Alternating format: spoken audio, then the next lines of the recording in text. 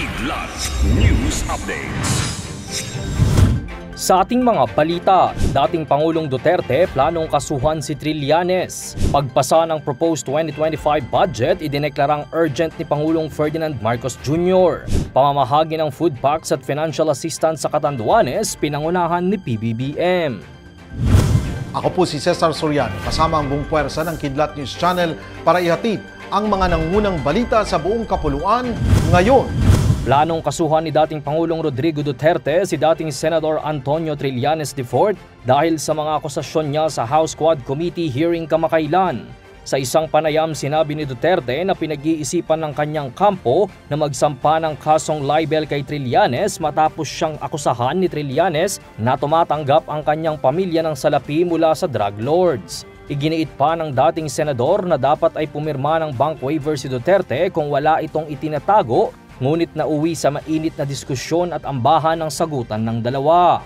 Naniniwala rin si Duterte na state-sponsored o attack dog umano ng Malacanang si Trillanes na kanyang ikinatataka dahil wala namang umano siyang kasalanan kay Pangulong Marcos Jr. Agad naman itong pinabulaanan ni Executive Secretary Lucas Bersamin na tinawag na hallucination o guni-guni lamang ang mga pahayag ni Duterte.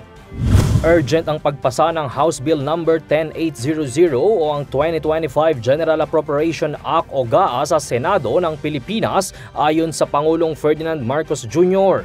Sa isang liham na ipinadala kay Senate President Francis Escudero, binigyang diin ng Pangulo ang pagsasabatas ng GAA na naglalaman ng proposed 6.352 trillion pesos national budget para sa taong 2025. Dagdag pa ng Pangulo, ito ay upang matiyak na hindi matitigil ang operasyon ng critical government functions, magaranti ang alokasyon ng fiscal resources sa mahahalagang inisyatibo at nang makatugon ang gobyerno sa mga paparating na suliranin. September 25 nang inaprubahan ng Kamara sa ikatlo at huling pagbasa ang proposed 2025 budget na mas mataas ng 9.5% kumpara sa 5.268 trillion pesos ngayong taon. Sa oras na maisapinal ng parehong kapulungan, aaprubahan at pipirmahan ito ng Pangulo bago matapos ang fiscal year. Personal na binisita ni Pangulong Ferdinand Marcos Jr. ang probinsya ng Catanduanes ilang araw matapos manalasa ang Super Typhoon Pepito sa lugar.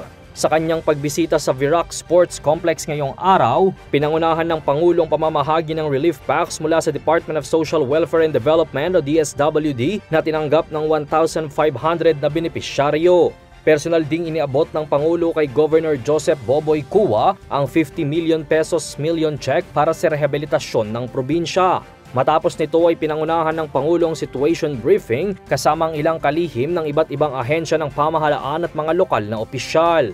Ito ay upang alamin ang lawak ng naging epekto ng bagyo sa lalawigan at mabatid kung ano pa ang kailangang tulong ng lalawigan. Noong nakaraang linggo nang unang naglandfall sa Catanduanes ang Super Typhoon Pepito na nag-iwan ng malawakang pinsala. Para sa Kidlat News Updates, ito si Jai Reyes, nag-uulat. At inyo pong natungayan ang mga headlines sa nakalipas na mga oras.